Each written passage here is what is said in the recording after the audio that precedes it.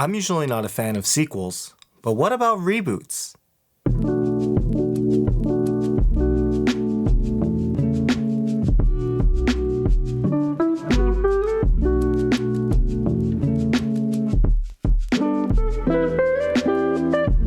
The original Azure Dragon Switch was originally introduced via a group buy that ran in 2021, and it was essentially a clacky, long-pole tactile switch. Unlike its linear counterpart, the Vermilion Bird, the Azure Dragon caught on as one of the few long-pole tactiles on the market by the time they shipped, and were popular enough to improve on the design. With the version 2, GoPolar and Gatoron have partnered with a few different vendors to stock the Azure Dragons. So what else is different in the V2? The biggest change is probably in the bottom housing, which uses POM as opposed to PA66 nylon in the V1. Take a listen to a quick comparison between the V1 and the V2.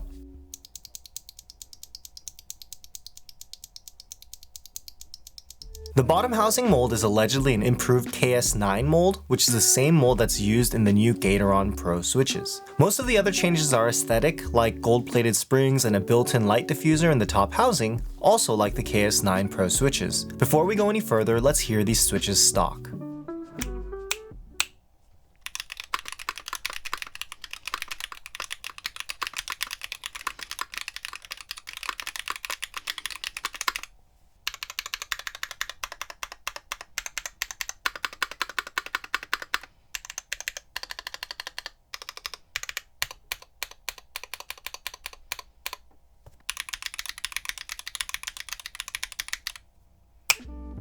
These switches feel really good and have a great stock experience. They do come factory lubed, although the only lube that I could see was a bit of oil on the stem sliders. I'd say the stock experience is a 5 out of 5, with 1 being stock cherry browns and 5 being perfectly usable stock. There were no crap sounds during extended typing, but there are a few things I want to know about these switches. First is the choice of materials. When you have contact between two materials with similar coefficients of friction, for example, palm on palm, there's the possibility of the materials sticking together in what's known as stick slip. I didn't notice any stick slip between the stem and bottom housing, although I wonder if that's why they came factory lubed, unlike the V1s. One other thing to note was that across every vendor that stocks these switches, there's very little technical data available online. Using my ghetto measuring methodology, the Azure Dragon's travel is roughly 2.9 millimeters, or 1 millimeter shorter than the travel on a Cherry MX Black, which I measured at 3.8 millimeters. That being said, it's a very unexact science, so if anyone can think of a better way to get these measurements, please let me know in the comments below.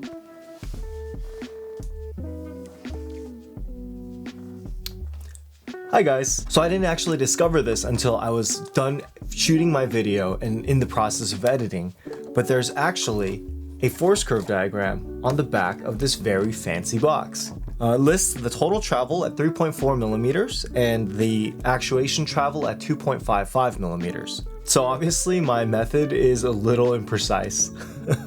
That being said, I wish they had put this information online instead of putting it on the back of the box. Because who looks at the back of the box? Anyways, back to the video.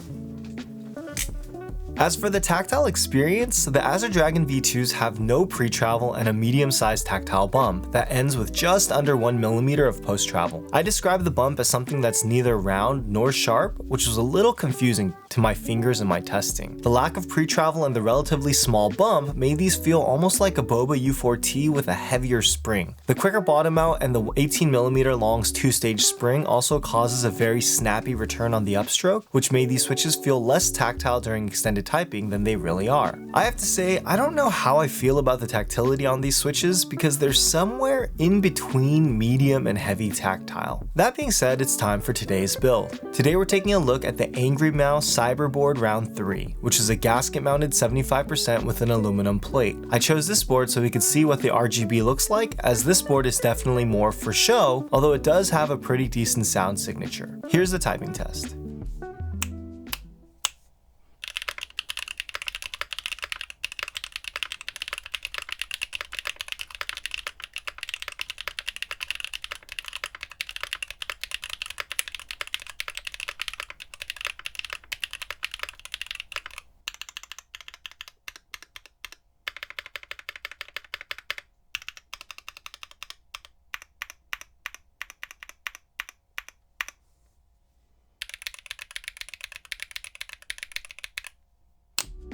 I think the palm bottom housing was a nice change for the V2 because it leads to a very clean bottom out sound. When comparing to the V1s, they sound lower pitched than the V2s,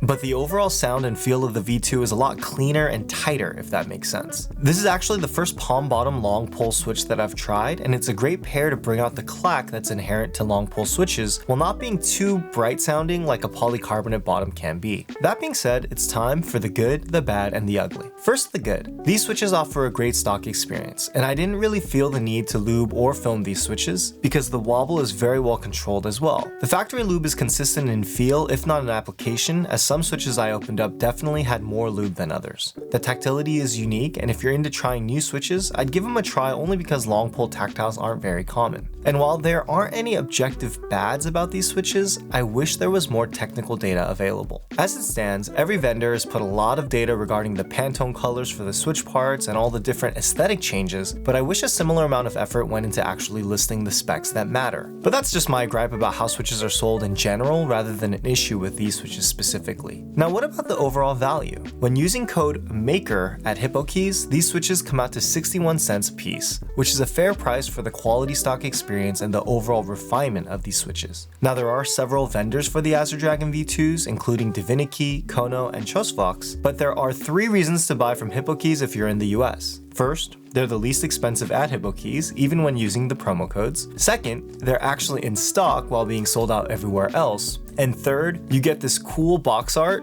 that just looks really cool. Also, there just aren't that many long pole tactiles available, and the Azure Dragons are priced in line with the Keep Front Doom tactiles, although one compelling option that I want to try are the KNC Green Jacket tactiles, which are a bit less expensive. As for me, I'm not a huge fan of the tactility on these switches because the tactile bump isn't as rounded as I usually like it when paired with a long pole, but you might enjoy it if you're looking for a sharper tactility with a quick bottom out. The bottom line is, the Azure Dragon V1s were very popular, and I'd say the V2s are better in every way, so I'd say if you're looking for a long pole tactile, you should check them out. Check out some more keyboard content here.